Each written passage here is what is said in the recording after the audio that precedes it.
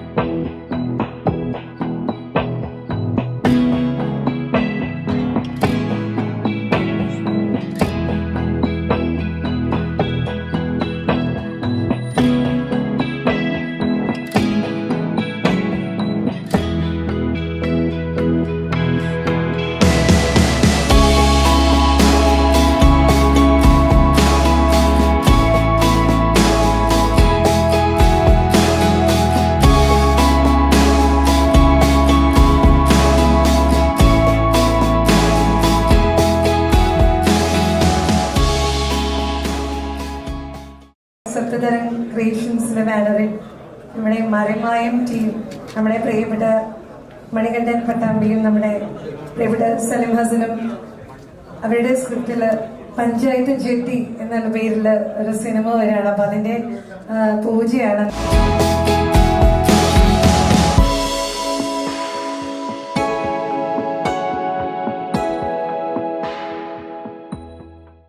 ഏറ്റവും പ്രിയപ്പെട്ട വിശിഷ്ട വ്യക്തിത്വങ്ങളെ വേദിയിലേക്ക് ക്ഷണിക്കുകയാണ്.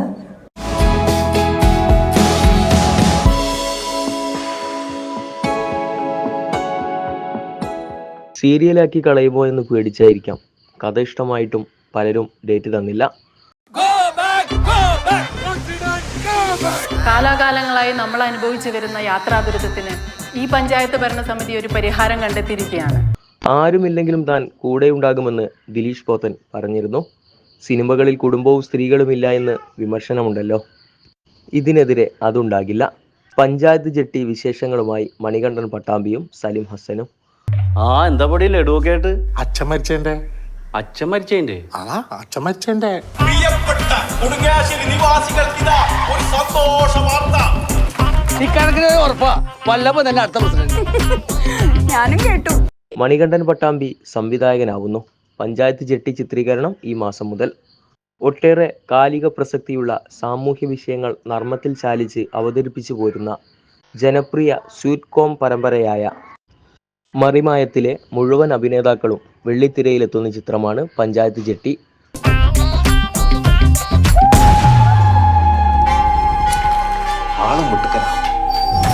മണികണ്ഠൻ പട്ടാമ്പിയും സലിം ഹസനും ചേർന്നാണ് ഈ ചിത്രം തിരക്കഥ രചിച്ച് സംവിധാനം ചെയ്യുന്നത്.